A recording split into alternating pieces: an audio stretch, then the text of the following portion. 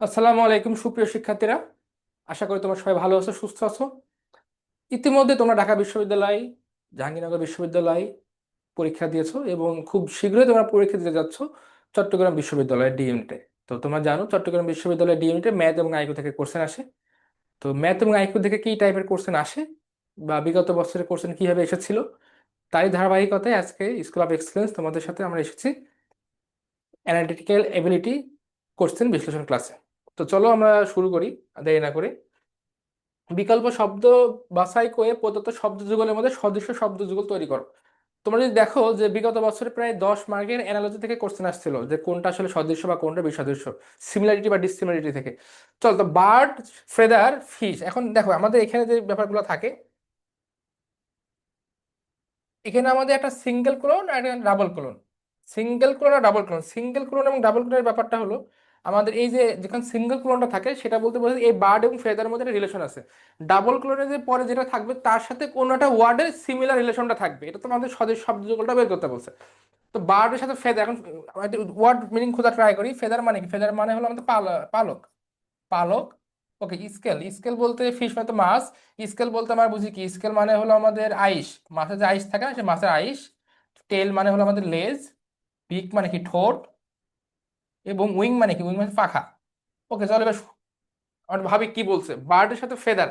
তো বার্ড, পাখির তো অবশ্যই পালক থাকবে। আমাদের কোন পাখি দেখছে যে পাখির পালক নাই? পাখির কিন্তু পালক যেমন থাকে মাছের থেকে থাকে, পাখির পালক কিন্তু পাখির গায়ে থাকে। তো মাছের গায়ে কি থাকে? আইস থাকে। তো আইস মানে কোনটা? স্কেল। অবশ্য মাছের তো লেজ থাকবে না। মাছের, হ্যাঁ মাছের লেজ থাকে, ঠিক আছে মাছের লেজ থাকে, কিন্তু আমাদের যেহেতু এটা শরীরের একটা ব্যাপার বোঝাচ্ছে, মানে ত্বকের ব্যাপার। বা পাখির ত্বকে আবৃত আবৃত করা থাকে কি পালক দ্বারা, তো মাছের ত্বক আবৃত করা থাকবে কি দ্বারা? অবশ্যই আইস দ্বারা। তো এখানে অবশ্যই লেজ তো হচ্ছে না, ঠোঁট, মাছের ঠোঁটের ব্যাপারটা আসবে না, উইং মানে পাখা। তো এখানে আমাদের একদম অ্যাপ্রোপ্রিয়েট, যদি আমি একটু সিমিলারিটি খুঁজি অ্যানালজির ক্ষেত্রে, সেখানে কিন্তু আমার মাছের সাথে কোনটা আসবে বলতো? মাছের সাথে আইস আসবে, কারণ আমাদের পাখির গায়ে যেমন পালক থাকে সেম ভাবে আমাদের মাছের গায়ে থাকে আইস। মানে আমাদের এটা আবরণের ব্যাপার বোঝানো হচ্ছে, ঠিক আছে। ওকে। ক্যাটেল, ফোডার, ফিশ, তারপরে কি হবে? ক্যাটেল, ক্যাটেল মানে কি? গবাদি পশু। ক্যাটেল মানে গবাদি। ফোডার মানে কি? ক্যাটেল মানে হচ্ছে গবাদি পশু। ফুডার মানে কি দেখো তো? ফুডার মানে হচ্ছে আমাদের খড় বা বিচালি, যেটাকে বলি খড় বা বিচালি, হ্যাঁ, যেটা আমরা গড়তে খাই। তো হেই মানে কি? হেই মানে হচ্ছে খড়। ইনসেক্ট মানে হলো আমার ইনসেক্ট, ইনসেক্ট মানে কি? পতঙ্গ। পতঙ্গ, ইনসেক্ট মানে হচ্ছে পতঙ্গ। টিউব মানে, টিউব মানে কত? টিউব মানে হচ্ছে মানে নালী, নালী বা টিউব আর কি। প্লাঙ্কটন, প্লাঙ্কটন মানে বোঝায় আমাদের জলজ, জলজ যেই ক্ষুদ্র, জলজ ক্ষুদ্র আর কি প্রাণী। ওকে, এখন আমরা দেখি ক্যাটেলের সাথে ফোটার কি সম্পর্ক। অবশ্যই ক্যাটেল মানে গবাদি পশু, তাই না? গবাদি পশু। ওকে, তো গবাদি পশু বেসিক্যালি কি খায় বলো তো? গবাদি পশু খড় খায় না? তো গবাদি পশুর মেন খাদ্য তো খড়। তো সেম ভাবে ফিশ, মাছের মেন খাদ্য কি? মাছের মেন খাদ্য কি খড়? মাছ কি মেন খড় খায়? অবশ্যই মাছ মেন খড় খায় না। তা মাছ কি পতঙ্গ খায়? হ্যাঁ মাছ পতঙ্গ খায়। বড় বড় যে মাছগুলা সেগুলা ছোট ছোট পতঙ্গ খায়। এখন সব ছোট মাছ তো পতঙ্গ খায়, সব মাছ তো পতঙ্গ খাবে না, খাইতে পারে না। এখন টিউব নালী তা না। তো আমাদের মাছের ব্যাপারটা কোনটা আসে? আমাদের মাছের ব্যাপারটা কিন্তু এটাই আসে, দেখো তো প্লান্টন খায়। আমাদের মাছ বেসিক্যালি ছোট মাছ হোক আর বড় মাছ হোক, ওরা কিন্তু জলজ প্লান্টন খায়। ছোট ছোট যেই আমাদের মানে মাটির নিচেই, পানির নিচে মাটিতে যে ছোট ছোট প্লান্টন থাকে, জলজ ক্ষুদ্র প্রাণীগুলো থাকে, এগুলা কিন্তু আমাদের মাছের মেইন খাবার। তো এখানে খাবারের সাথে আমাদের অ্যানালজির ব্যাপারটা, ক্যাটেলের সাথে যেমন ফডারেজ থাকে, গরু যেমন গবাদি পশু মানে যেমন খড় খায়, মাছ তেমন কি খায়? প্লান্টন খায়। ওকে। Cobbler, leather, carpenter. তো কোবলার, কোবলার মানে কি? মুসি। কোবলার মানে কি? মুসি। আর লেদার মানে কি? লেদার মানে হচ্ছে চামড়া, তাই না? ওইদিকে আমাদের কার্পেন্টার মানে কি? কার্পেন্টার মানে কাঠমিস্ত্রি। ওকে। তো এখন দেখি, এটা তো ফার্নিচার, উড, হ্যামার আর চেয়ার। হ্যামার মানে কি? হাতল। ওকে। কোবলারের সাথে লেদারের কি সম্পর্ক? মুসি, তা মুসি বেসিক্যালি কাজ করে কি দ্বারা বলো তো? মুসি, মুসি দ্বারা কিন্তু মেইনলি তারা জুতোর যে কাজগুলো করে, এটা তো মেইনলি চামড়া জুতা, তাই না? চামড়া জুতো বা মুসি চামড়া নিয়ে কাজ করে। মুসির কাজ করা যে মেইন উপাদান সেটা হচ্ছে চামড়া। তো সেভাবে কার্পেন্টার একটা কাঠ মিস্ত্রির, কাঠ মিস্ত্রি, তাহলে সে কাঠ মিস্ত্রি, সে কাজ করে তো কাঠ মিস্ত্রি কি দিয়ে? কাঠ দিয়ে কাজ করে। সিম্পল ব্যাপার। এখন ফার্নিচার, হ্যামার আর চেয়ারের ব্যাপারটা ভাবি, হ্যাঁ কাঠ মিস্ত্রি ফার্নিচার বানাই, কাঠমিস্ত্রি হ্যামার হাতল বানাবে, হাতল দিয়ে কাজ করে। এবং চেয়ার, কাঠমিস্ত্রি চেয়ারও বানায়। কিন্তু আমাদের এখানে যে কাঁচামালের ব্যাপারটা ভাবি, যে আমাদের কোবলার মুসির কাঁচামাল বা মুসি মেইন কাজ করে কিসে, মানে কোনটাকে নিয়ে কাজ করে, চামড়াকে নিয়ে কাজ করে। তো কার্পেন্টার, কাঠমিস্ত্রি মূলত কাজ করে কিসে নিয়ে, কাঠমিস্ত্রি কিন্তু মূলত কাজ করে হচ্ছে আমাদের কাঠ নিয়ে। ওকে, এরপরে দেখি ডক্টরের সাথে পেশেন্ট, তো লয়ার। তো ডক্টরের সাথে পেশেন্টের কি সম্পর্ক, লয়ারের সাথে কার সম্পর্ক, কাস্টমার মানে কাস্টমার অ্যাকাউন্ট, ম্যাজিস্ট্রার ক্লায়েন্ট। দেখো তো আমাদের মানে কেউ যে কোর্ট কাছারি ব্যাপারটা জানো, আমাদের যে কোর্টে যে উকিল থাকে, উকিলদের মেন কি থাকে, ক্লায়েন্ট থাকে, তাই না? ক্লায়েন্ট, উকিলদের মেন টাকা বা মেন ইনকাম সোর্স কিন্তু ক্লায়েন্ট থেকে আসে। তো ডক্টরের সাথে পেশেন্ট, বা ডক্টর যে পেশেন্টের সেবা দেয়, ডক্টর পেশেন্টকে সেবা প্রদান করার ব্যাপারটা, ডক্টর যেমন পেশেন্টকে সেবা দেয়, তো লয়ার কাদেরকে সেবা দেয়, ক্লায়েন্টকে সেবা দেয়। লয়ার, এখন কাস্টমার কাছাকাছি ওয়ার্ড হলেও আমরা যারা লয়ারের কাছে যায় তারা কিন্তু কাস্টমার না, তারা কিন্তু ক্লায়েন্ট। তো কাস্টমার একটু সিমিলার ওয়ার্ড হলে কিন্তু কাস্টমারটা হবে না, এখানে হবে ক্লায়েন্ট। তো এখানে লয়ারের সাথে অবশ্য ম্যাজিস্ট্রেটের ওই সম্পর্কটা নাই যে সম্পর্কটা কিন্তু ডক্টরের সাথে পেশেন্টের আছে। লয়ার তো আর ম্যাজিস্ট্রেটকে সেবা দেয় না। বা লয়ার তো অ্যাকাউন্ট, অ্যাকাউন্ট মানে তো হিসাব, ওই অ্যাকাউন্টের সাথে তো লয়ারের যেই সম্পর্ক, ডক্টর পেশেন্টের সাথে সম্পর্ক, লয়ারের সাথে তার অ্যাকাউন্টের সেই সম্পর্ক নাই। বা কাস্টমার কাছাকাছি হলেও কাস্টমারটা হবে না, কারণ আমাদের যে সেবার ব্যাপারটা, লয়ার সেবা দেয় তার ক্লায়েন্টকে, ডক্টর সেবা দেয় পেশেন্টকে। তো অ্যান্সার হবে ক্লায়েন্ট। ওকে, হানি, হাইভ, ওর। হানি মানে কি মধু, তো মধু কোথায় থাকে বলতো? হাইভ মানে কি মৌচাক, হাইভ মানে হচ্ছে মৌচাক।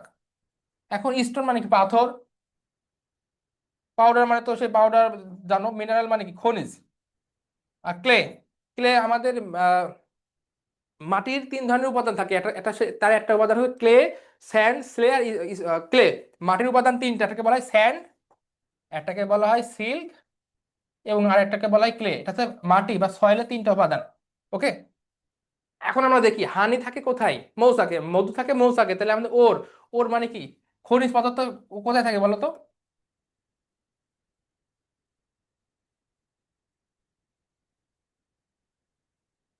ওকে, মধু যেমন আমাদের মৌচাকে থাকে, তেমন খনিজ পদার্থ, আমাদের খনিজ পদার্থ কোথায় থাকে বলতো? আমাদের ইয়েতে থাকে, তোমার এই মাটির নিচে যে ওর, যেটাকে বলে আমরা খনি। এটা এই ওর মানে কিন্তু আমাদের কি এটাতে খনিজ পদার্থ, মিনারেল, খনি। ওকে, খনি। আমাদের ওর হচ্ছে খনি। আমাদের মৌচাকে যেমন মধু থাকে, আমাদের খনিতে কি থাকে, আমাদের খনিজ পদার্থ থাকে, তাই না? মৌচাকে থাকে মধু, মৌচাকে থাকা, মধু থাকার জায়গা কোথায়, মৌচাকে। তাহলে আমাদের এই যে খনিজ পদার্থ থাকার জায়গা কোথায়, খনিতে। তো আমাদের ওর মানে খনি এবং মিনারেল মানে খনিজ। তো খনিজ পদার্থ এবং ওর এর সাথে সম্পর্ক তোমার একটা অবস্থান, ওইখানে অবস্থান রিলেটেড আমাদের একটা অ্যানালজি, যেখানে আমাদের হানি এবং হাইব, মৌচাকে যেমন মধু থাকে, সেম ভাবে আমাদের ওরে থাকে কি মিনারেল। তো অ্যান্সার হবে এখানে আমাদের মিনারেল। মিস ফরচুন, সরো, সাকসেস। তো মিস ফরচুন মানে কি দুর্ভাগ্য, মিস ফরচুন মানে কি দুর্ভাগ্য, দুর্ভাগ্য, দুর্ভাগ্য।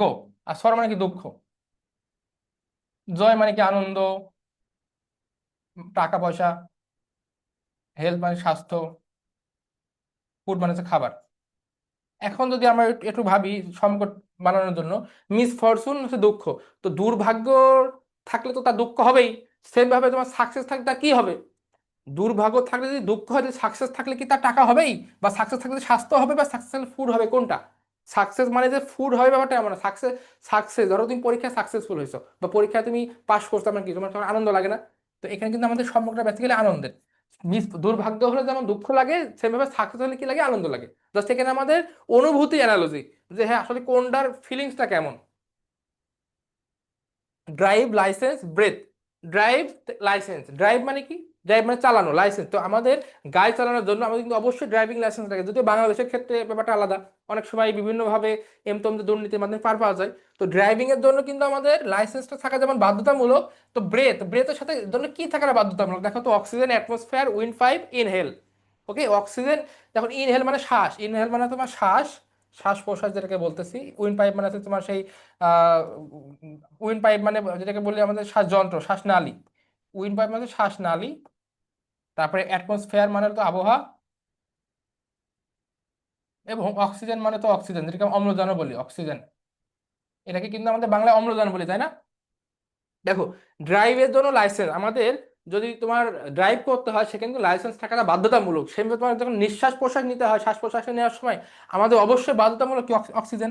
এখন বাকিগুলো যদি আমরা একটু ভেবে দেখি, হ্যাঁ অ্যাটমসফিয়ারে আবহাওয়া, অ্যাটমসফিয়ারের একটা উপাদানের, অ্যাটমসফিয়ার মানে আবহাওয়ার অনেকগুলো উপাদান থাকে অ্যাটমসফিয়ার, তার মধ্যে থাকে অক্সিজেন। তবে উইন্ড পাইপ, শ্বাসনালী, এখন শ্বাসনালী দিয়ে তোমার, ঠিক আছে তুমি শ্বাস প্রশ্বাস শ্বাস নালী দিয়ে দিচ্ছ বা ইনহেল শ্বাস নিচ্ছ। এখন ড্রাইভের মানে এখানে বাধ্যতামূলক কোনটা?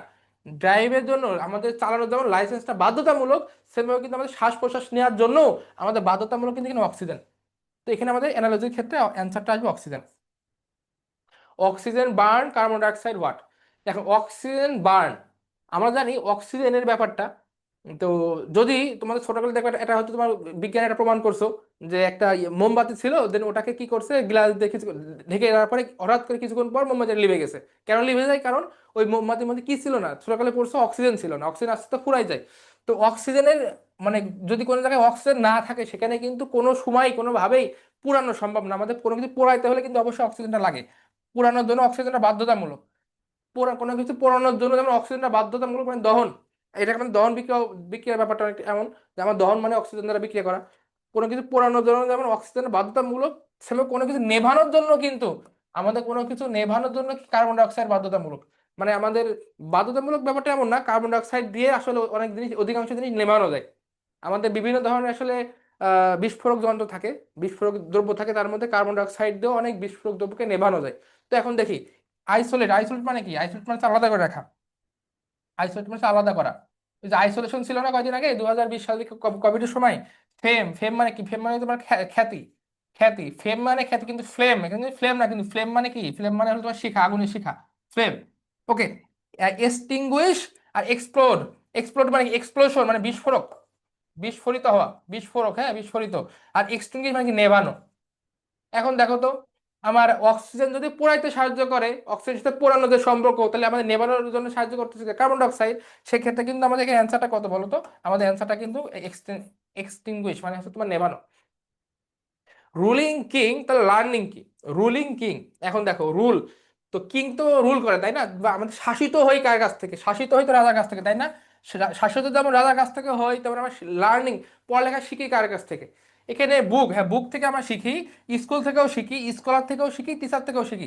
কিন্তু আমি যদি স্পেসিফিক ভাবে বলি, আমরা যেভাবে কিং যেমন রুল করে, স্কলার কিন্তু শেখায়, স্কলার, তাই না? আমাদের রুল, আমরা শাসিত হই কিং এর কাছ থেকে এবং শিখে কোথা থেকে? স্কুল থেকে, স্কলার থেকে, হ্যাঁ স্কলার, স্কলার। আমরা স্কলার থেকে কি করে শিখি? তো রুলিং এর সাথে কিং এর যে সম্পর্ক, আমাদের লার্নিং এর সাথে কার সম্পর্ক? সেখানে স্কলারের সম্পর্ক। এখানে কিন্তু একটু কনফিউশন থাকে, হ্যাঁ আমাদের, আমরা কিন্তু বুকের সাথেও শিখি, স্কলারের সাথেও শিখি, টিচারের কাছ থেকেও শিখি। তো কোনটা হবে? কিন্তু দেখো রুলিং এ কিং, তার মানে এখানে আমাদের কারণ ব্যক্তিকে নির্দেশ করে, যদি ব্যক্তিকে নির্দেশ করতেছে তার মানে অবশ্যই বুক এবং স্কুল হবে না। এখন টিচারও হতে পারে, স্কলার হতে পারে, তবে আমাদের লার্নিং এর ব্যাপারটা সবসময় যদি স্কলার এবং টিচার থাকে, সেক্ষেত্রে তোমাদের অ্যান্সার করবা স্কলারটা। টাইমের সাথে ওয়াসের যে সম্পর্ক, প্রেশারের সাথে কার সে সম্পর্ক? টাইমের সাথে ওয়াস। ওকে। তো টাইম ওয়াস, এখন মিটার, হার্ড, হার্ড মানে তো কঠিন, হার্ড মানে হচ্ছে কঠিন, মিটার মানে তো সেই যন্ত্র, মিটার যন্ত্র আর কি, মিটার, মিটার মানে কত মিটার, ওকে এটা লিখলাম না। Barometer, barometer. আর ফোর্স, ফোর্স মানে হচ্ছে বল। ব্যারোমিটার মানে কি বলো তো? ব্যারোমিটার মানে যেটা হচ্ছে চাপ, চাপ পরিমাপকারী যন্ত্র, পরিমাপক যন্ত্র। ওকে। দেখো তো টাইম ওয়াচ, আমাদের যে ঘড়ি, আমরা ঘড়ি দেখে কিন্তু বুঝতে পারি যে টাইম কতটুক হয়েছে বা কতটুক লাগবে বা কতটুক আছে, বা আমি কতটুকু সময় ধরে করে পড়াচ্ছি। তো আমাদের কিন্তু এটা এটা এটা যন্ত্র, হ্যাঁ পরিমাপক যন্ত্র, পরিমাপক যন্ত্র একটা ব্যাপার। আমাদের অ্যানালজি দেখেন, পরিমাপক যন্ত্র, পরিমাপক যন্ত্র। তো আমাদের ঘড়ি দিয়ে, ওয়াচ, ওয়াচ দিয়ে যেমন আমি টাইমকে পরিমাপ করতে পারি, সেভাবে আমি কিন্তু ব্যারোমিটার দিয়ে প্রেশারকে পরিমাপ করতে পারি। আমি কিন্তু মিটার দিয়ে প্রেশারকে পরিমাপ করতে পারবো না। আমি আমি বলতে পারবো না যে যে আমার এত মিটার প্রেশার দাও। ঠিক আছে? আমাদের আমাদের আমাদের মিটার, প্রেশারকে পরিমাপ করার যন্ত্রের নাম হলো তোমার ব্যারোমিটার। যেমনটা সময়কে পরিমাপ করার যন্ত্রের নাম ঘড়ি। তো অ্যান্সারটা হবে এখানে আমাদের barometer. Which one of the four words below is the most unlike the other three? তার মানে এই তিনটা, এখানে চারটা অপশনের মধ্যে নিচের কোনটা ব্যতিক্রম? ওকে। অ্যালুমিনিয়াম, আয়রন, কপার আর মার্কারি। অ্যালুমিনিয়াম, আয়রন, কপার আর মার্কারি। এখন যদি আমরা দেখতে চাই, দেখো অ্যালুমিনিয়াম, কপার, আয়রন আর মার্কারি। অ্যালুমিনিয়াম একটা ধাতু, এটা কিন্তু একটা ধাতু। আয়রন, আয়রন একটা ধাতু। আমাদের কপার, কপারও একটা ধাতু। মার্কারও হলো একটা ধাতু। আমাদের সবগুলো কিন্তু সেম, এইভাবে কিন্তু মিলতেছে না। এখন দেখি ধাতুগুলো আমাদের, দেখি অন্য কোনো ধাতুর অবস্থান কি থাকতে, কঠিন তরল বায়ু থাকতে পারে না? এখন দেখি অ্যালুমিনিয়াম কিন্তু আর কঠিন জিনিস, যেন আমাদের অ্যালুমিনিয়ামের জিনিসপত্রের দামও কিন্তু বেশি, অ্যালুমিনিয়াম। আয়রন মানে হচ্ছে লোহা, এটা কঠিন জিনিস।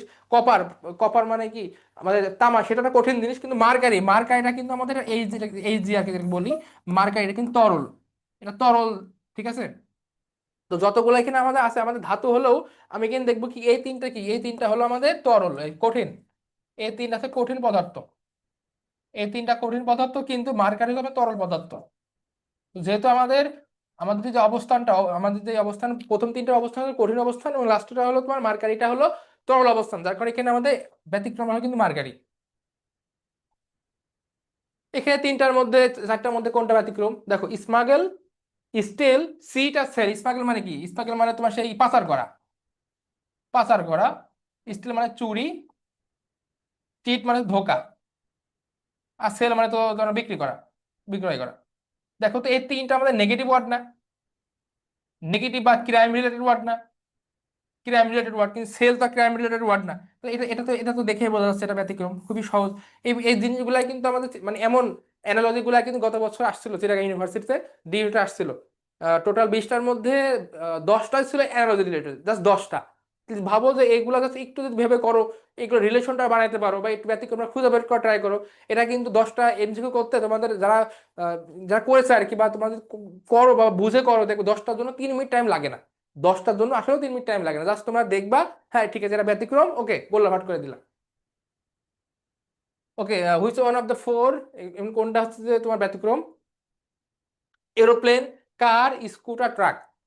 তো হয়তো পড়ানোর সময় আমাদের মনে হতে পারে যে এত সহজ তো আসলে পরীক্ষাতে আসবে বা আসে, গত বছর কোর্স দেখলে দেখবে যে এত সহজগুলাই পরীক্ষাতে আসছিল।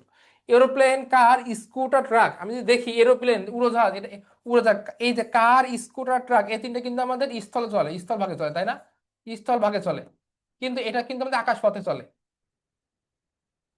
প্রথম তিনটা চলতেছিল স্থল পথে এবং এটা চলতেছিল আকাশ পথে, যার কারণে আমাদের অ্যান্সার কিন্তু এখানে এরোপ্লেন। হুইচ অফ দ্য, এখানে আমাদের দেখো কোনটা ব্যতিক্রম, 43, 23, 19, 16। তো 43, 23, 19, 16 আমি যদি দেখি জোর বিজোরের যদি ব্যাপারটা ভাবি, সেটা একটা ভাবতে পারি জোর বিজোর। আবার ভাবতে পারি, দেখো কি কি ভাবতে পারি, যে জোর বিজোরের ব্যাপারটা ভাবি, সেক্ষেত্রে কিন্তু আমাদের 43, 23 এই তিনটা কিন্তু আমাদের বেজোর, আর একটা হচ্ছে জোর। আমি এইভাবে অ্যান্সার বলতে পারি 16। আবার যদি আমি বলতে পারি দেখো 43, 23 টু 19, এই তিনটাই কিন্তু আমাদের মৌলিক সংখ্যা, তিনটাই কিন্তু আমাদের মৌলিক সংখ্যা। তুমি 43-কে কিন্তু ভাঙাতে পারবে না, তুমি 43-কে ভাঙাতে পারবে না, 23-কে ভাঙাতে পারবে না, 19-কে ভাঙাতে পারবে না। আমরা জানি যে সংখ্যাগুলা আমাদের ওই সংখ্যা এবং ওয়ান দ্বারা ভাগ করা যায়, অন্য কোনো সংখ্যা দ্বারা ভাগ করা যায় না, তাকে বলা হয় মৌলিক সংখ্যা। কিন্তু 16কে তুমি ভাগ করতে পারো বিভিন্ন হয়েছে, তুমি 8 দোকানে 16 বলতে পারো, তুমি 4-4-16 বলতে পারো। 16কে মানে তুমি ভাঙতে পারছো কিন্তু। তো যেহেতু আমাদের এটা হচ্ছে ব্যতিক্রম, কারণ বাকিগুলো হচ্ছে মৌলিক সংখ্যা বা বেজোড় সংখ্যা, এবং এটা হচ্ছে জোড় সংখ্যা। ওকে, কিউই, ইগল, ইমু আর অস্ট্রিচ, এগুলোর মধ্যে আসলে আমাদের ব্যতিক্রম কোনটা? দেখো, কিউই, ইগল, ইমু আর অস্ট্রিচ। কিউই, এটা আহ, কি আসলে, নিউজিল্যান্ড, নিউজিল্যান্ড, নিউজিল্যান্ডের একটি বিখ্যাত আমাদের পাখি, নিউজিল্যান্ডের একটা পাখি, নিউজিল্যান্ডের একটা পাখি যেটা হচ্ছে কিউই। আবার ইমু, এই অস্ট্রিচ, অস্ট্রিচ, অস্ট্রিচ হচ্ছে তোমার আফ্রিকা, আফ্রিকার একটা পাখি, আফ্রিকার একটা জাতীয় পাখি, জাতীয় পাখি, আফ্রিকার একটা দেশীয় পাখি, আফ্রিকার পাখি। ইমু, ইমুটা, ইমুটা কোন জায়গায় পাখি? অস্ট্রেলিয়ার একটা পাখি, অস্ট্রেলিয়ার একটা পাখি, সবগুলো পাখি। আবার ইগল, ইগল তোমার ইগল কিন্তু আমাদের আমাদের দেশেও দেখা যায় ইগল। তো আমি যদি দেখি এই যে কিউই, আমি যদি এখানে ভাবি এই যে কিউই, এই যে তোমার ইমু এবং অস্ট্রেলিয়া, এই তিনটা জিনিস, এই তিনটা কিন্তু উঠতে পারে না, এরা কিন্তু একটা উঠতে পারে না, এই তিনটা একটা কিন্তু উঠতে পারে না। কিন্তু আমাদের অপর পক্ষে যে ইয়েটা আছে, আমাদের এই যে ইগল, ইগল, ইগল, হ্যাঁ ইগলটা কিন্তু উঠতে পারে, ইগলটা কিন্তু উঠতে পারে। আমরা তো জানি ইগল উঠতে পারে, যেহেতু আমাদের বাকি তিনটা উঠতে পারে না, শুধু ইগল উঠতে পারে, যার কারণে এখানে অ্যান্সারটা হলো ইগল, যেটা হচ্ছে ব্যতিক্রম। ওকে, 441, 137, 258, 372 এর মধ্যে ব্যতিক্রম কোনটা? তো এখানে যদি আমি জোর বেজোরের ব্যাপারটা ভাবি, সেটা চাইলে একটু ভেবে দেখতে পারি। সেটা ভেবে দেখলে দেখবো যে আমাদের এটাও জোর বেজোর, এটাও বেজোর, আবার এটাও জোর, এটাও জোর। তো জোর বেজোরের ব্যাপারটা হচ্ছে না। এখন আমি দেখতে পাই কি কি হতে পারে। তো এবার আমি জোর বেজোর ব্যাপারটা না থাকলে, সংখ্যা রিলেটেড থাকলে, আমরা সবার আগে ভাববো যে ঠিক আছে এগুলো আমাদের মৌলিক সংখ্যা কোনটা বা কিনা। তো 441-কে কিন্তু ভাঙা যায় 21 গুণ 21, বা আরো অনেক ওয়েতে ভাঙা যায় 441। আবার 137, 200, এটা এটা জোড় সংখ্যা, যেহেতু জোড় সংখ্যা এটাকে দুই দ্বারা ভাগ করা যায়, দুই দ্বারা বিভাজ্য। মানে আর কি এটা মৌলিক সংখ্যা না, যেহেতু আমাদের দুই দ্বারা বিভাজ্য। এটাও টু, এটাও কিন্তু আমাদের দুই দ্বারা বিভাজ্য। কিন্তু 137কে যদি তুমি দেখো, 137কে কিন্তু তুমি অন্য কোনো ওয়ার্ড দ্বারা ভাগ করতে পারো না, এবং এটা তো মৌলিক সংখ্যা। তো এখানে আমাদের এই বাকি তিনটা হলো তোমার যৌগিক সংখ্যা, একটাই ছিল মৌলিক সংখ্যা। ওকে।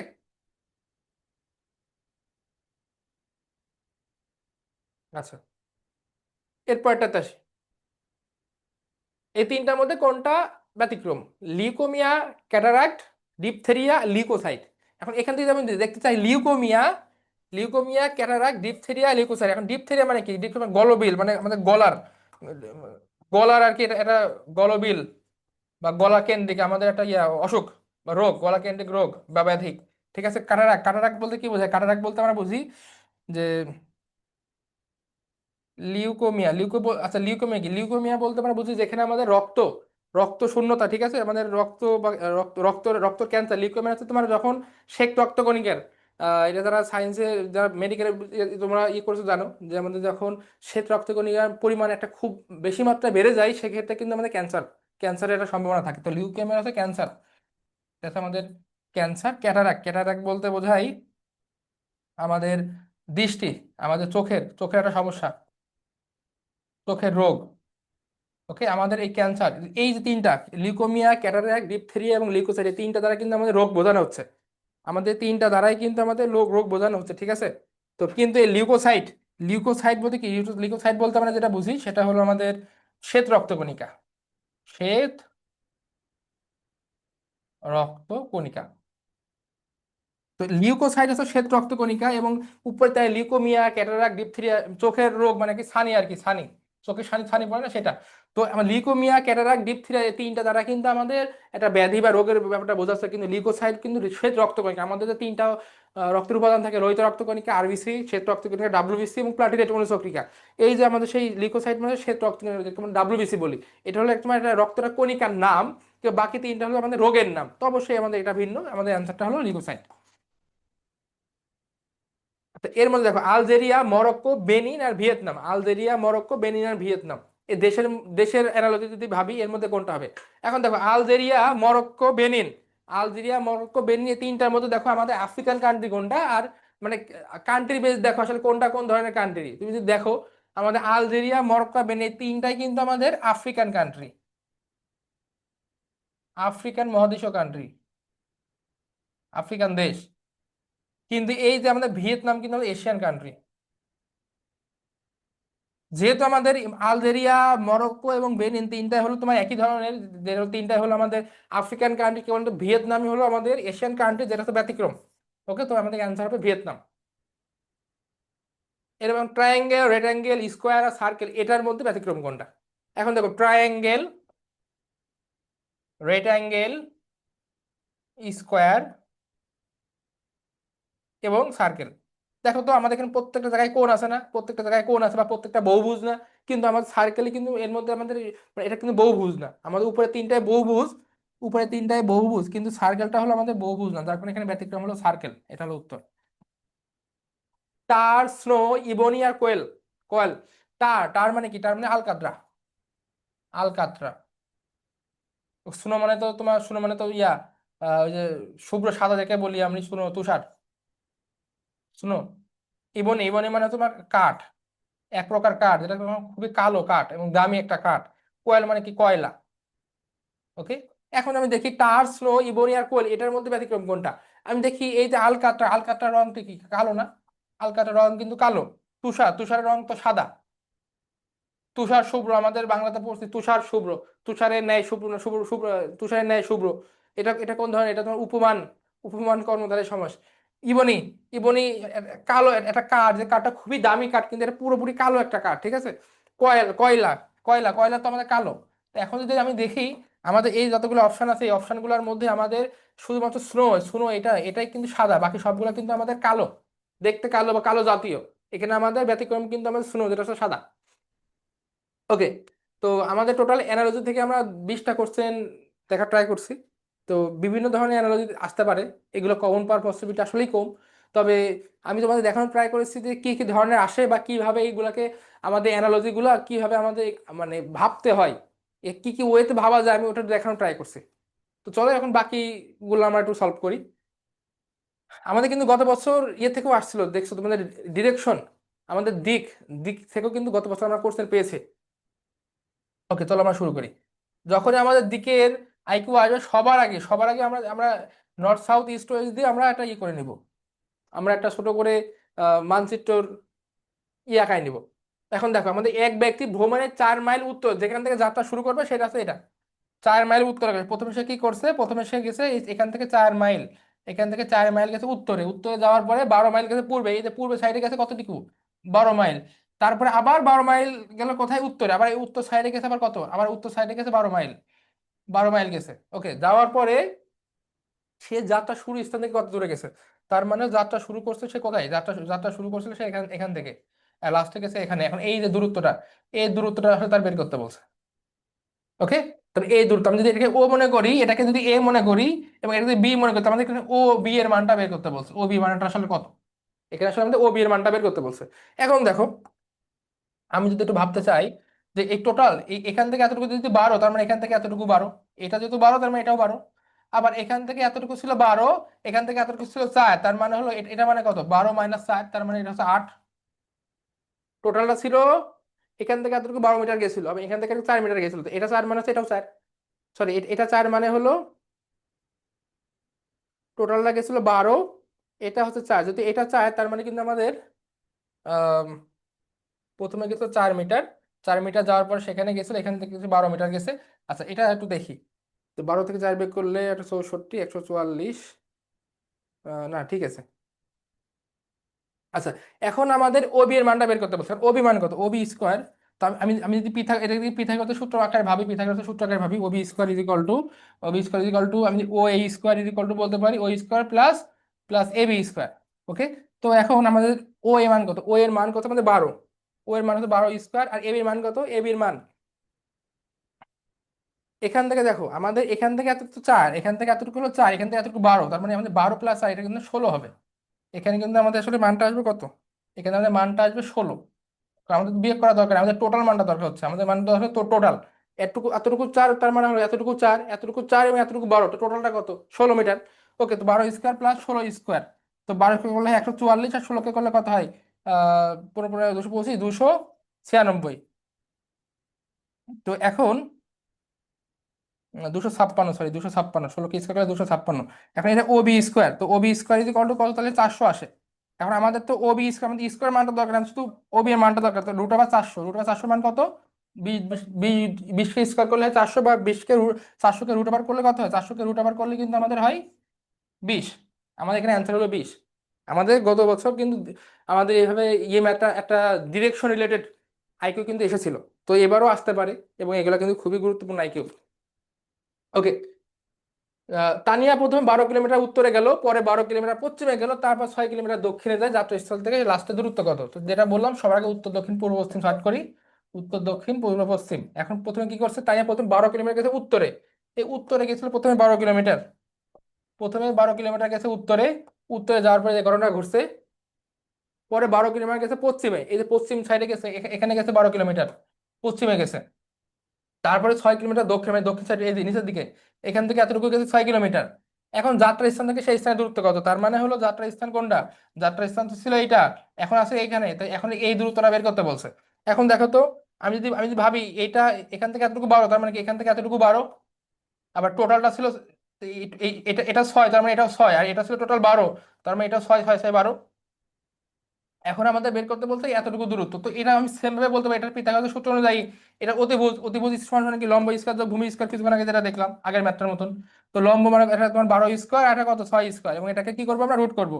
তো এটাকে করলে হয় 144, 12কে রুট রুট স্কোয়ার করলে হয় 144, আর 6 করলে 36, 36 কি করলে কত হয়, 6 আর 4 শূন্য, আর 4 3 7 8 180, √180। তো √180-কে বর্গমূল করলে যেটা হবে, এখানে সবগুলোকে যে কোনোটাকে স্কোয়ার করলে সেটাই হবে। তো 9কে স্কোয়ার করলে হয় 81, 6কে স্কোয়ার 36, 9 আর এটা ধরো, এটা ধরো 19। তো এখানে কিন্তু আমাদের এটা স্কোয়ার করলে কিন্তু আমাদের 180 আসবে না, 6কে স্কোয়ার করলেও 180 আসবে না, বা এটাকে স্কোয়ার করলে 180 আসবে না, শুধুমাত্র এটাকে স্কোয়ার করলে 180 আসবে। বা আমি ভাবতে পারি যে 180 তো আর পূর্ণ বর্গ সংখ্যা না, অবশ্যই দশমিক আসবে, আর অপশনে দশমিক একটাই আছে।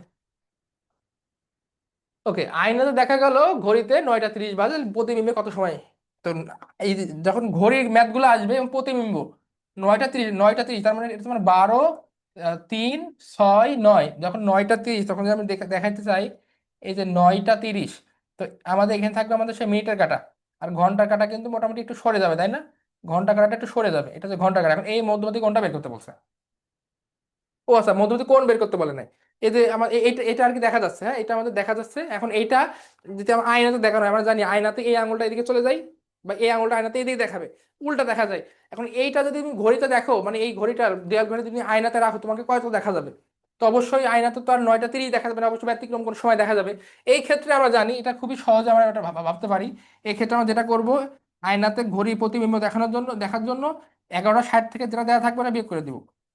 তো এটা এটা বিয়োগ করলে হবে 30, এবং এখানে বিয়োগ করলে হবে তোমার মানে আলাদা আলাদা বিয়োগ করবো। এটা তো মিনিট, মিনিট, হ্যাঁ এটা তোমার আওয়ার, মিনিট আর আওয়ার, মিনিট থেকে মিনিট বিয়োগ করবো, আওয়ার থেকে আওয়ার বিয়োগ করবো। 9 থেকে এটা 2, 2টা 30।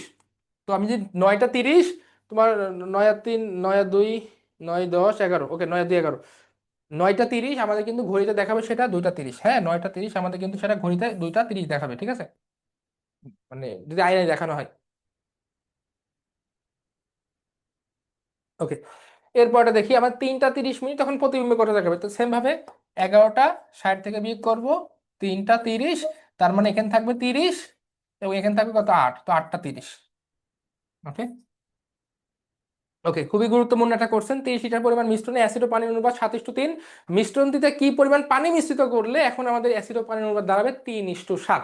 তো এটা এটা কয়েকটা প্রায় 6 থেকে 7টা ওয়েতে ম্যাথটা করা যায়, তবে সব থেকে আমি তুমি 2টা ওয়ে বোঝাবো। তো প্রথম ওয়েটা আমি আগে তোমাকে একটু বড় ওয়েটা বোঝাই, তারপর শর্ট ওয়েটা বোঝাবো। প্রথমে ছিল আমাদের কত, 30 লিটার।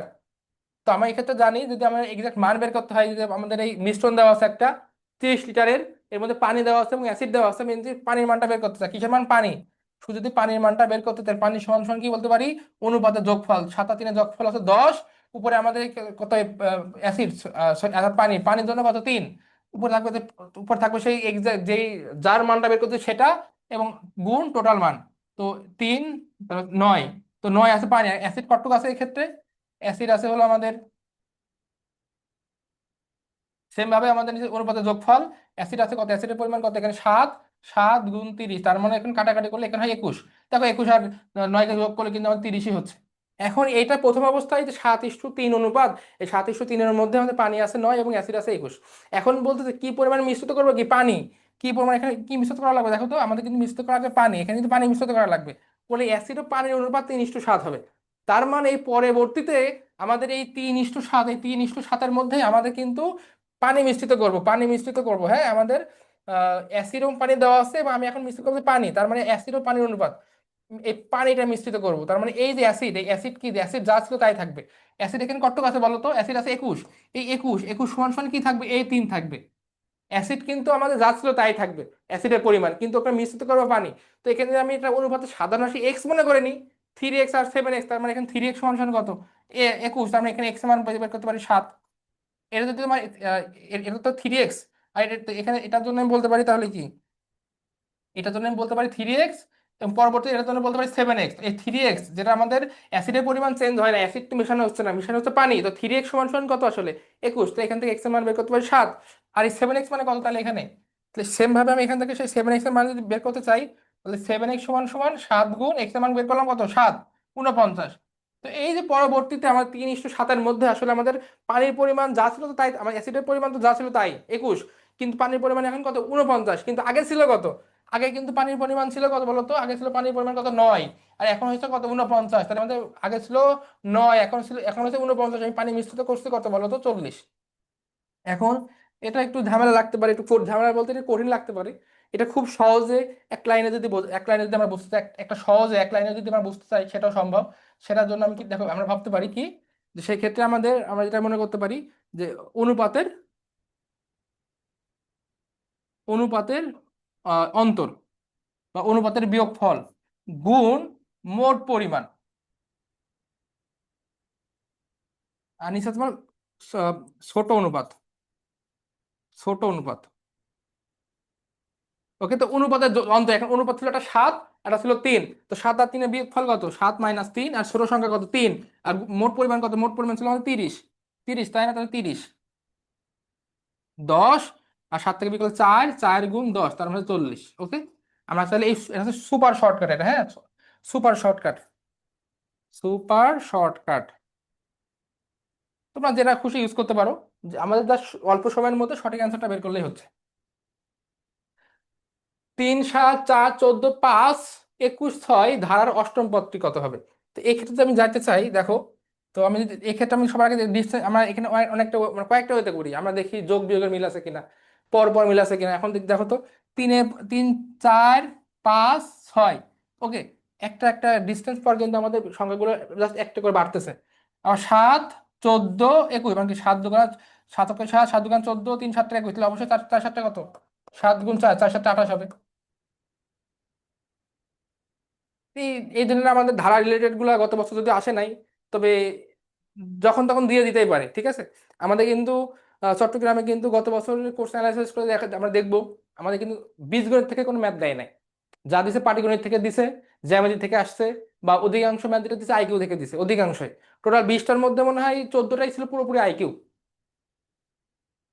একটি নির্দিষ্ট বিন্দু থেকে একটি বৃত্তের উপরে কতটি স্পর্শক আঁকা যায়? 1, 2, 3, অসীম। তো এক্ষেত্রে আমরা দেখি, এই যে একটা বৃত্ত, আর এই যে একটা বিন্দু। স্পর্শক বলতে কি? স্পর্শক বলতে বোঝাই যে আমাদের সেটার উপর গা ঘেঁষে, এই যে স্পর্শক, বা এটা হচ্ছে স্পর্শক। তো একটা বিন্দু থেকে কিন্তু দুটা স্পর্শকে আঁকা যায়, দুটা স্পর্শকের বেশি কিন্তু আঁকাতে পারবে না। ওকে, 2009 সালের 28শে আগস্ট শুক্রবার ছিল, ওই বছর 1 অক্টোবর কি বার ছিল? তো আমাদের বার রিলেটেড জন্য আমরা দেখি যে আসলে আমাদের টোটাল যে দিনের গ্যাপ আছে, ওই গ্যাপটা আসলে কত? আমাদের আগস্ট মাস, তাই না? অগাস্ট, অগাস্ট, অগাস্ট, সেপ্টেম্বর, তারপরে তো অক্টোবর, তাই না? এখন আমাদের আগে দেখবো অগাস্ট মাস আসলে কত দিনের। এটা অনেক সময় ঝামেলা হয় দিনগুলোতে, সেক্ষেত্রে বলি যে এই যে হাতের এগুলার উপরেরটা হলো তোমার 31 দিনে। January, February, March, April, May, June, July, August, September, October, November, December, তার মানে এই এটা আমাদের কিন্তু এখানে হচ্ছে অগাস্টটা। অগাস্ট এটা হচ্ছে টোটাল হচ্ছে 31 দিনে, তাহলে এটা হচ্ছে তোমার তারপরে 30 দিনে, এবং এটা হচ্ছে তোমার 31 দিনে হয় আর কি। ওকে, এখন এর মধ্যে এটা টোটাল কিন্তু 31 দিনে, এই 31 দিনের মধ্যে আমাদের 28 আগস্ট তো শুক্রবার, তাহলে বাকি থাকে কয় দিন? এখানে কিন্তু বাকি থাকে 3 দিন। মাঝখানে এই পুরো সেপ্টেম্বর মাস 30 দিন যায়, এবং অক্টোবর মাসের কোন দিন? অক্টোবর মাসের 1 তারিখ। তো এখানে আমি যোগ করে কত? 30 আর 1, 31, 34, পুরো 34 দিন। এখন আমরা জানি 7 সপ্তাহ পর পর আমাদের দিনগুলো সেম থাকে। আজকে শুক্রবার, 1 সপ্তাহ শুক্রবার হবে, তার 1 সপ্তাহ শুক্রবার হবে। সরি, আজকে তো শুক্রবার না, আজকে বৃহস্পতিবার ধরো। তো 3, 31, 31, 34, এই 34 যেটা হবে না, এটাকে আমি 7 দ্বারা ভাগ করবো। কারণ আমরা সপ্তাহ মানে হলো 7 দিনে 1 সপ্তাহ। তো 4, 7, 28, আমাদের এখানে ভাগশেষ থাকে কত? 5, 7, 35, 28, তাহলে আমাদের ভাগশেষ থাকে 6। এখন এই যে কি বার ছিল? শুক্রবার ছিল, প্রথম দিন ছিল শুক্রবার, ওই যে ওই দিন। শুক্রবার 6 দিন যোগ করবো। শুক্রবার, শনি, রবি, সোম, মঙ্গল, বুধ, বৃহস্পতি, শুক্র, সরি, শুক্রবার, শনি, রবি, সোম, মঙ্গল, বুধ, বৃহস্পতি, 6 দিন মানে হলো আমাদের বৃহস্পতিবার ছিল ওই দিন। আচ্ছা, 2024 সালের 1 জানুয়ারি সোমবার হলে 2026 সালের 1 জানুয়ারি কোন বার হবে? এখন 2024 সাল, তো এই যে আমাদের যখন সালের ব্যাপারটা, একটা সালটাই পরিবর্তন হয়ে যায়। আগেটা কিন্তু একই একই সালের মধ্যে ছিল, আর এখন সালটা পরিবর্তন হয়েছে। সাল পরিবর্তন হলে সবার আগে দেখবো ওরা লিপ ইয়ার কিনা। এখন আমরা জানি 2024 লিপ ইয়ার কিনা। 2024 কিন্তু লিপ ইয়ার, কারণ যেটা 4 দ্বারা ভাগ করা যায়, 4 দ্বারা ভাগ করার ভাগশেষ থাকে 0, সেটা কিন্তু আমাদের লিপ ইয়ার। আমাদের 2024 কিন্তু আমাদের লিপ ইয়ার। 2024কে 4 দ্বারা ভাগ করতে চাই, তাহলে আমাদের কত হয় বলো তো? 4, 5, 20, তার মানে হচ্ছে যে 4, 6, 24। ওকে, 424। আমাদের কিন্তু এখানে ভাগশেষ থাকে কত? ভাগশেষ থাকে 0। আমাদের কিন্তু এখানে ভাগশেষ থাকে 0, আমাদের 4 দ্বারা 2024 ভাগ করা যাচ্ছে, যেহেতু ভাগশেষ দিবে তোমার লিপ ইয়ার। লিপ ইয়ার হলে আমাদের একটা দিন বাড়ে, 365 দিন থেকে 366 দিন হয়। আজকে ধরো 2025 সালে, ধরো আজকে 25শে ডিসেম্বর, আজকে হলো বুধবার। আজকে হলো কি বার? আজকে হলো তোমার বৃহস্পতিবার, ঠিক আছে। 2025 সালের 25শে ডিসেম্বর আজকে বৃহস্পতিবার। সেম দিন 2026 সালের 25শে ডিসেম্বরটা হবে তোমার বৃহস্পতিবার, একটা দিন বাড়ে, শুক্রবার একটা দিন বাড়ে। আর লিপ ইয়ার যদি হইতো তাহলে আমাদের আরো একটা দিন এক্সট্রা বাড়তো। তো যেহেতু আমাদের 2024 সালে 1 জানুয়ারি সোমবার ছিল, তো সোমবার 2024 সালে 1 জানুয়ারি ছিল সোমবার, 2026 সালে 1 জানুয়ারি কি বার? তো সোমবার, 2024 সালের 1 জানুয়ারি, 2025 সালের ওই 1 জানুয়ারি কি বার হবে? সোমবার পরে মঙ্গলবার হবে। এখন মঙ্গলবার হওয়ার কথা, কিন্তু আমাদের তো লিপ ইয়ার, যার কারণে আমাদের আরো একটা দিন বার হবে। সোমবার, মঙ্গলবার, বুধবার হবে, এটা হবে আমাদের বুধবার। আবার 2026 সালের 21 জানুয়ারি জাস্ট একটা দিন বাড়বে, বৃহস্পতিবার। এখন একটা দিন বা বেসিক্যালি আমাদের বাড়ে একটা দিন, কিন্তু যদি লিপ ইয়ার হয় সেক্ষেত্রে আমাদের বাড়ে দুইটা দিন। যেহেতু 2024 সাল ছিল লিপ ইয়ার, সেক্ষেত্রে আমাদের 2024 সালের 1 জানুয়ারি সোমবার হলে 2025 সালের 1 জানুয়ারি আমাদের মঙ্গলবার নয় দুইটা দিন বাড়বে, মানে বুধবার হবে। আর 25 সাল তো লিপ ইয়ার না, মানে এই সাল তো এই বছর লিপ ইয়ার না, 2026 সালের 1 জানুয়ারি হবে আমাদের বৃহস্পতিবার। 1394 সমান সমান এসি আইডি হলে 4516 মানে কত? 13, এখন দেখো তো আমি সম্পর্কটা কি, ওয়ান। তো আমি যদি অ্যালফাবেট অনুযায়ী সাজাতে চাই, তাহলে আমাদের ইংলিশ অ্যালফাবেটের প্রথমটা কিন্তু এ মানে আছে ওয়ান, সি মানে হলো থ্রি, নাইন মানে কত আই, এবং ডি মানে ফোর, মানে এ বি সি ডি সাজাই। A B C D E F G H I, 1 2 3 4 5 6 7 8 9। সেক্ষেত্রে কিন্তু আমাদের এ মানে হলো কত ওয়ান, সি মানে হলো থ্রি। দেখো এইভাবে যদি ভাবি তাই, 4 নম্বর কোনটা ছিল? 4 নম্বর ছিল ডি, 5 ছিল কত ই, এ মানে কত ওয়ান, এবং সি মানে কত A B C D E F G E F. Okay, D E F, D E A F. Okay, আমাদের অ্যান্সার কিন্তু ঘ। যখন যদি এ সমান সমান ওয়ান হয় এবং ইউ সমান সমান 21 হয়, তবে এম প্লাস ও এর মান কত? দেখো এখানেও কিন্তু আমাদের সেম, এখানেও কিন্তু আমরা সেম ভাবে আমাদের ইংলিশ অ্যালফাবেট অনুযায়ী সাথে এ সমান সমান ওয়ান, আমাদের ইংলিশ অ্যালফাবেট অনুযায়ী সাথে এ সমান সমান কিন্তু ওয়ানই হয়। এবং ইউ সমান সমান কত হয়? ইউ সমান সমান আমাদের 21 হয়। এখন এইগুলা আমাদের এম আর ও, আমি সিরিয়াল অনুযায়ী সাজাই, এম মানে কত? A B C D E F G H I J K. Okay, M মানে কিন্তু 13, এবং এটা মানে কত? এটা মানে 15। 13 আর 15 যোগ করলে 28। এখন এই যে 13 আর 15 মাঝে মাঝে আরো অনেকগুলো দেয়, অনেকগুলো অ্যালফাবেট দিয়ে দেয়, সেক্ষেত্রে তোমরা কি করবা? সব থেকে সহজ যেটা ভাবতে পারো, এই যে তোমার সিরিয়াল থাকে না, করছে না এ বি সি ডি, সরি 1 2 3 4, তো একের পাশে এ, দুইয়ের পাশে বি, তিনের পাশে সি, এভাবে একটা সিরিয়ালে এক থেকে তোমার 25টা তুমি মানে সাজায় লিখতে পারো পেন্সিল দিয়ে। তারপরে তুমি ওখান থেকে দেখতে পারো হ্যাঁ কার মান আসলে কত, ওর মান কত, বা তোমার এম এর মান কত। এভাবে করলে কিন্তু খুব সহজে করা যায়। যদি এখানে জাস্ট দুইটা ওয়ার্ড এম আর ও, খুব একটা ঝামেলা নাই। এম মানে 13, এবিসিডি করলে 13 গুণ দিয়ে বেশি টাইম লাগবে না। তারপরে যদি বেশি সংখ্যা দিয়ে দেয় কোনোভাবে, সেক্ষেত্রে তোমার কোশ্চেনের পাশে 1 2 3 এর জায়গায় এবিসিডি লিখে রাখবা। এ 1 2 3 4 5 6 7 এবিসিডি, দেন ওটাকে আমার মুছেও দিও, না হলে কিন্তু পরীক্ষাতে ঝামেলা আছে। ওকে, আমাদের কিন্তু এই যে রক্তের সম্পর্ক বা সম্পর্ক রিলেটেড কিন্তু ম্যাথগুলা আসে, এবং গত বছর এসেছিল। এই ছবি দেখে তিনি বললো সে আমার দাদার একমাত্র ছেলের ছেলে, ছবির ছেলেটির সাথে তিনি সম্পর্ক কি? ওকে, দাদার একমাত্র ছেলে, ছেলে ধরো এই যে দাদা, দাদার একমাত্র ছেলে। তো তোমার দাদার একমাত্র ছেলে কি? ছেলে, তার মানে কি তোমার বাবা। এবং তোমার বাবার ছেলে কোনটা? হয় তুমি, নাই তোমার ভাই। ব্যাপারটা এমন না? তুমি তোমার তুমি তো তিন্নি, তুমি তো তিন্নি। তো তিন্নি তো এটা এটা তো তুমি, তুমি তো তিন্নি, তুমি ধরো মানে ছেলের ছেলে না, তুমি তো ছেলের মেয়ে। তোমার দাদার ছেলে মানে তোমার বাবা, ছেলের ছেলে মানে তোমার ভাই, আর তুমি তো তিন্নি, তুমি তো মেয়ে। তো অ্যান্সার কিন্তু এখানে আমাদের ভাই। পি ও কিউ দুই ভাই, আর ও এস দুই বোন, পি এর ছেলে হলো এস এর ভাই, তাহলে কিউ আর এর কি হবে?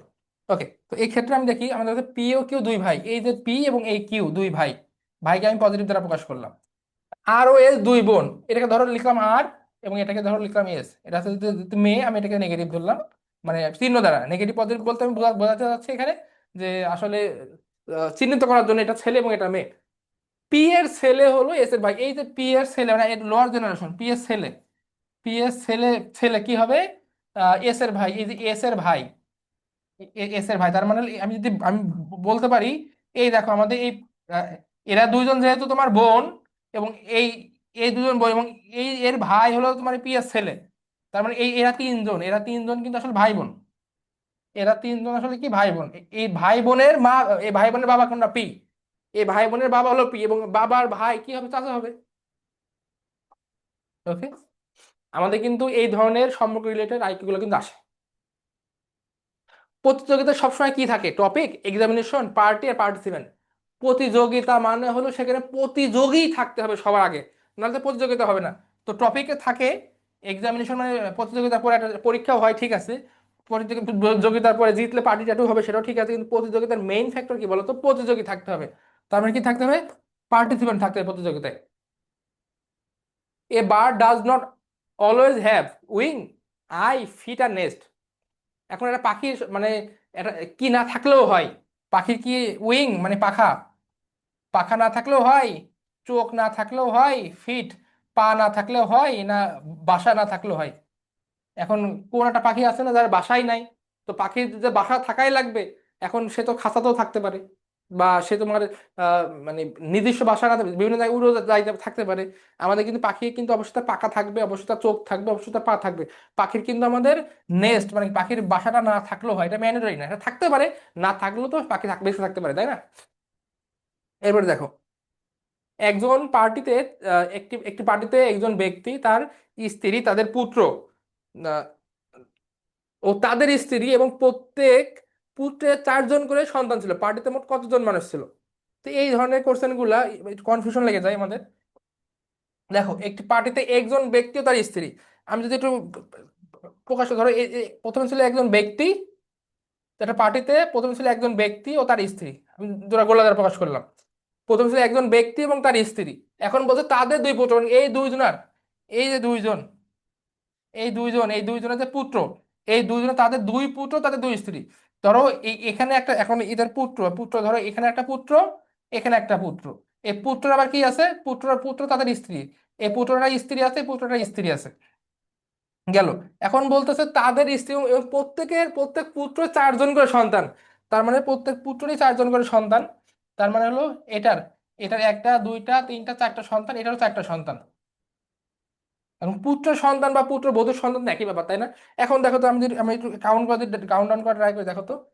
1, 2, 3, 4, 5, 6, 7, 8, 9, 10, 11, 12, 13, 14। আমাদের কিন্তু এখানে সঠিক উত্তর হবে 14। এই ধরনের গুলো থাকলে তোমরা এইভাবে ড্র করে আঁকাতে পারো, বা তোমরা তোমাদের মধ্যে ভেবেও করতে পারো। তবে এই ড্র করাটা মোটামুটি সহজ আমার মনে হয়। একটি কেককে 3বার কেটে সর্বোচ্চ কত টুকরা করা যায়? এটা আসলে আমাদের মধ্যে থাকে না যে বার্থডে টার্থডে হলেই, আমার জন্মদিন হলেই দেখবা যে কোনো একজন থাকে যে সে কেক খাক আর না খাক, আগে সে আগে কেক কাটতে যায়। তো কেক কিন্তু আবার সবাই ভালোভাবে কাটতে পারে না। তো দেখো, এটা কিন্তু আসলে একটু ট্রিকের মতন। তো ধরো এটা কেক, এই ধরো সে কেক, হ্যাঁ, কেক। এখন কেককে আমাদের সর্বোচ্চ মানে সর্বোচ্চ 3বার কাটবো, 3বার। এখন প্রথমবার যদি আমি কেকটা কাটি, প্রথমবার কাটলাম, হ্যাঁ, প্রথমবার কাটলে কি হবে? মাঝামাঝি প্রথমবার কিন্তু একবার মাঝামাঝি বরাবর কাটবো, তাই না? মাঝামাঝি ধরো কাটলে, এই যে মাঝামাঝি বরাবর কাটলে কেকটা, কারণ মাঝামাঝি কাটে, এখন পাশে আরো একবার কাটবো। তো এই দেখো মাঝামাঝি বরাবর কাটলাম, দেন আমি এই বরাবর প্রথমে মাঝামাঝি বরাবর কাটলাম, এই বরাবর আরেকবার কাটবো, তাহলে এবার আরেকবার কাটলে আমাদের কি ঘটনা ঘটবে? আমাদের টোটাল 4টা হবে না এরকম? টোটাল 4টা হবে না? কারণ এই টোটাল যে 4টা হবে, টোটাল 4টাকে আমি আরো একবার কাটবো, তখন করা হলো তাহলে 8টা। এ পাশে 4টা, এ পাশে 4টা, আমাদের কিন্তু সঠিক উত্তর হবে 8। এটা অনেকেই তোমরা 6 বা 4, 4, 6 বা 5 উত্তর করে ফেলো, এটা অ্যান্সার কিন্তু হবে আমাদের এখানে 8। A mother is always dash than her daughter, wiser মানে হচ্ছে জ্ঞানী, দেন টলার মানে হচ্ছে লম্বা, স্টটার, স্টটার মানে কি? স্টটার মানে হচ্ছে শক্তিশালী, ওল্ডার মানে কি? বয়স্ক। তো তোমার মা বা একজন মা কিন্তু তার সন্তানের থেকে জ্ঞানী নাও হইতে পারে, অনেকে থাকে না, অনেকের বিশেষ করে অনেকে মার, আল্লাহ মাফ করুক, অনেকে দেখা যায় তাদের মা একটু মাথার সমস্যা, একটু পাগল টাইপের। মানে এটা আসলে আল্লাহ মাফ করুক, এটা হলো ওই যে বিশেষ করে দেখা যায় না, ওই যে অনেক ফুটপাতে পাগল টাগল ঘুরে বেড়ায় আর কি, তারাও তো মা, তাদের তো সন্তান থাকে। তো একটা মা তার বাচ্চা থেকে জ্ঞানী হবে এমন নাও হতে পারে। বা টলার, লম্বাই হবে। যেমন আমি আমার মা, মা কিন্তু আমার আমার আমার থেকে একটু হাইটে কম, তো লম্বা, লম্বা হবে, এটা ম্যান্ডেটরি না। শক্তিশালী হবে কি না হবে এটাও ম্যান্ডেটরি না। কিন্তু অবশ্যই একটা মা যে তার সন্তানকে জন্ম দিয়েছে, অবশ্যই মায়ের বয়সটা বেশি সন্তান থেকে, 100% বেশি। তো আমাদের একটা এটা কিন্তু ওল্ডার, হ্যাঁ, আমাদের কিন্তু ওল্ডার। আমাদের সব সময় কিন্তু আমাদের মায়ের বয়সটা কি হবে, সব মায়ের বয়সটা কিন্তু বেশি হবে। ওকে। She is more silver is more costly than iron because it is কি heavier, scatter, whiter, harder। মানে আমাদের সিলভার আসলে দাম, আয়রন, লোহার থেকে সিলভারের দাম বেশি, কি এটা কি ভারী এই জন্য, না এটা কি দুর্লভ এই জন্য, না এটা হোয়াইট আর সাদা এই জন্য, না হার্ডার এটা কঠিন এই জন্য? দেখো তো, আমাদের কিন্তু এই যে সোনা বা হীরা, এটার দাম সব থেকে বেশি না, কেন বেশি বলো তো? লোহা কিন্তু দাম কম, কারণ লোহা কিন্তু পাওয়া যায় বেশি। বা কয়লার দাম আরো কম, কয়লা কিন্তু আরো বেশি পাওয়া যায়। তো যে জিনিসটা যত কম বা যত দুর্লভ, তার দাম কিন্তু তত বেশি। তো আমাদের দাম বেশির মেইন কারণটা কি বলতো? মেইন কারণ হচ্ছে স্ক্র্যাচার, তার মানে কি সেটা সব থেকে দুর্লভ, সেটা সব থেকে কম পাওয়া যায়, সব থেকে কম পাওয়া যায়, কম পাওয়া যায়, এই জন্য সেটা দাম সব থেকে বেশি। ইংরেজি বর্ণমালাকে ধারাবাহিকভাবে বাম দিক থেকে সাজালে 18তম অক্ষরের বাম দিকে 10ম অক্ষরটি কোনটি? 18তম অক্ষরে বাম দিকে বাম দিক থেকে আমাদেরকে কি বলছে? বাম দিক থেকে সাজানো হবে এ বি সি ডি। দেখো তো আমরা কিন্তু এটা কিন্তু আমাদের লেখার সময় আমাদের খাতার বাম সাইড থেকে তো লিখি, তাই না? খাতার বাম সাইড এ বি সি ডি বাম সাইড থেকে তো লিখি। বাম সাইড থেকে বলছে 18তম। এখানে আমাদের ঘটনা যেটা ঘটছে কত, এই 18তম অক্ষরের বাম দিকে 10ম অক্ষর। তার মানে আমি যদি বলি 18 থেকে 10 বিয়োগ করলে কত হয়? 8। অষ্টম, এই 8তম অক্ষর কোনটা? অষ্টম অক্ষর কোনটা? অষ্টম অক্ষরের উত্তর এ বি সি ডি করে সাজাই। A B C D E F G H, 1 2 3 4 5 6 7 8। আমাদের কিন্তু অষ্টম অক্ষর কোনটা? এইচ। ওকে, অষ্টম অক্ষর কিন্তু এইচ। ওকে, তো এতটুকুই তোমাদের ছিল রিভিশন ক্লাসে আমাদের। তো তোমাদের অ্যাডমিশন জার্নিটা সুখকর হোক। স্কুল অফ এক্সেলেন্স, এক্সেলেন্স তোমাদের সাথে আগেও ছিল, এখনো আছে এবং ভবিষ্যতে থাকবে। তোমরা প্রিপারেশন ভালো করে নাও। আহ, আজকে এতটুকুই। নেক্সট আবার কোনো রিভিশন বা রিভিউ ক্লাসে তোমাদের সাথে দেখা হবে, ফেসবুক লাইভ রেকর্ড ক্লাসে। ভালো থাকো, সুস্থ থাকো। আসসালামু আলাইকুম রহমতুল্লাহ।